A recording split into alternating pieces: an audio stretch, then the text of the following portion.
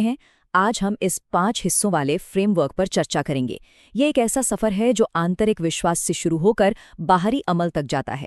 पैसे का असली मूल्य समझने से लेकर बढ़ाओं को अपनाने, इनकम बढ़ाने वाले एसेट्स को प्राथमिकता देने, सामाजिक दायरे को समझने और अंत में आत्मविश्वास के साथ नपे-तुले जोखिम लेने तक।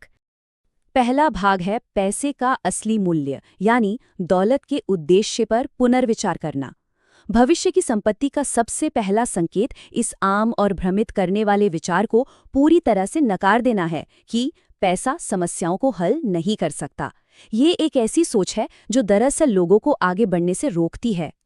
देखिए, टाइप 1 और टाइप 2 समस्याओं के बीच एक बहुत स्पष्ट अंतर होता है। टाइप 1 समस्याएं बुनियादी जरूरतों से जुड़ी हैं, जैसे पानी, घर और हेल्थ केयर। और सच्चाई ये है कि पैसा इन बुनियादी ज़रूरतों को आसानी से और पूरी तरह हल कर देता है। दूसरी तरफ टाइप 2 समस्याएं थोड़ी अमूर्त या एब्स्ट्रैक्ट होती हैं, जैसे प्यार और आत्मसंतुष्टि, जिन्हें पैसे से नहीं खरीदा जा सकता। एक सफल माइंडसेट वाले लोग ये जानते हैं कि पैसा टाइप 1 समस्याओं को आसानी से निपटा देता है, जिससे उन्हें एक ऐसी नौकरी में घुटने के बजाय जहां खुशी नहीं मिलती, जीवन की असली और एब्स्ट्रैक्ट खुशियों पर ध्यान लगाने का समय मिल जाता है। अब आते हैं दूसरे भाग पर, बढ़ाओ और शिक्षा को अपनाना। मार्क टिलबरी के हिसाब से जहां आम लोग आर्थिक स्थिति या नौकरी जैसे बहानों पर आके रुक जाते हैं, वहीं सफल माइंडसेट वाले लोग इन्हीं रुकावटों को एक ऐसी पहेली के रूप में देखते हैं जिसे हर हाल में सुलझाना है। ये लोग ऑब्स्टिकल्स को सीढ़ियों में बदल देते हैं। यहाँ एक बहुत ही दिलचस्प सवाल सामने आता है। सोचिए, अगर किसी के पास एक ऐसी गजब की बिजनेस आइडिया हो जो लाखों डॉलर कमा सकती है, लेकिन बहानों की वजह से उस पर 6 महीने तक कोई काम ही ना किया जाए, तो उस शानदार आइडिया की असली कीमत क्या होगी? नतीजा ये निकलता है कि बिना किसी एक्शन के उस आइडिया की कीमत बिल्कुल शून्य है, ज़ीरो। जी हाँ, चाहे विचार कितना भी शानदार क्यों ना हो, अगर उस पर अमल नहीं किया जाता तो उसका कोई मोल नहीं।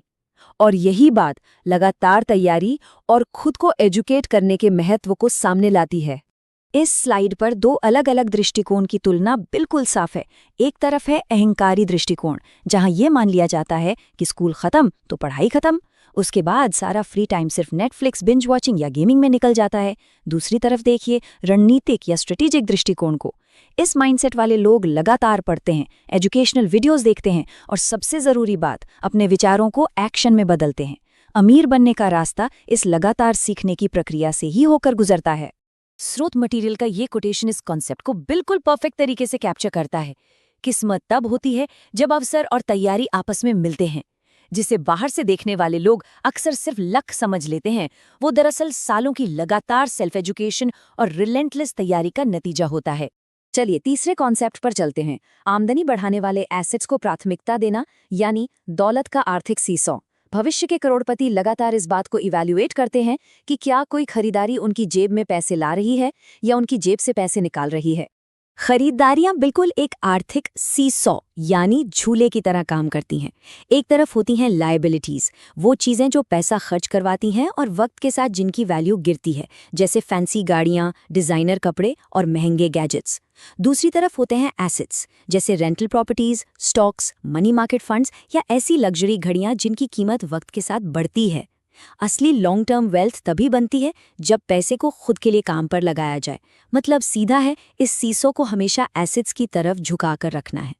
जो लोग स्टॉक मार्केट के बड़े रिस्क से बचना चाहते हैं लेकिन सेविंग्स अकाउंट से बेहतर रिटर्न्स चाहते हैं, उनके लिए मनी मार्केट फंड्स एक जबरदस्त प्रैक्टिकल विकल्प हैं। ये फंड्स सरकारों या बैंक्स के short term high quality debt में इन्वेस्ट करते हैं और इनमें रोजाना बदलने वाला ब्याज मिलता है। ये अपनी संपत्ति बढ़ाने का एक बहुत ही स्मार्ट तरीका है, वो भी बिना रातों की नींद उड़ाए। अब बढ़ते हैं चौथे हिस्से की तरफ, सामाजिक दायरे को समझना। बाहरी प्रभाव और आसपास का सर्कल किसी के भी आर्थिक भविष्य को पूरी तरह से तय कर सकता है। यहाँ इस बात पर काफी जोर दिया गया है कि इंसान किसके साथ उठता बैठता है। ये कोटेशन सच में गहरा असर छोड़ता है। खुद की तुलना दूसरों से करना सीधे तौर पर निष्क्रियता का शॉर्टकट है। मटेरियल में टाइगर वुड्स का एक बड़ा अच्छा एनोलॉजी दिया गया है। अगर एक बिगिनर गोल्फर अपनी तुलना सालों का अनुभव रखने वाले टाइगर वुड्स से करे तो क्या होगा? सिर्फ ईर्ष्या और निराशा। इस तरह के गलत कंपैरिजन से लोग जल्दबाजी में आकर खराब फैसले लेते हैं और अक्सर कोशिश करना ही छोड़ देते हैं। इस असर को समझने के लिए इन दो अलग सर्कल्स को देखिए। एक तरफ वो लोग हैं जो लगातार इकोनॉमी और खराब किस्मत की शिकायत करते रहते हैं। ऐसी नेगेटिविटी बहुत जल्दी दिमाग पर असर डालती है। पर दूसरी तरफ सफल लोगों के साथ समय बिताना बिल्कुल अलग अनुभव है। सोच कर देखिए, एक सक्सेसफुल और डाउन टू अर्थ इंसान के साथ बैठकर पैसिव इनकम स्ट्रीम्स पर चर्चा करना कितना इंस्पायरिंग हो सकता है। नेगेटिविटी की तरह ही सक्सेस भी पूरी तरह से कंटेजियस होती है, बस ये एक सकारात्मक दिशा में आगे बढ़ती है। और अब आखिरी भाग, आत्मविश्वास और 90 तुले जोखिम यानी कैलकुलेटेड रिस्क्स लेने की क्षमता। अपने स्किल्स को कम आंकना दूसरों को ये सिग्नल देता है कि शायद उन स्किल्स की कोई खास वैल्यू नहीं है। वहीं दूसरी तरफ एक हाई लेवल का आत्मविश्वास क्लाइंट्स और टीम दोनों को प्रेरित करता है और उनमें एक मजबूत विश्वास जगाता है।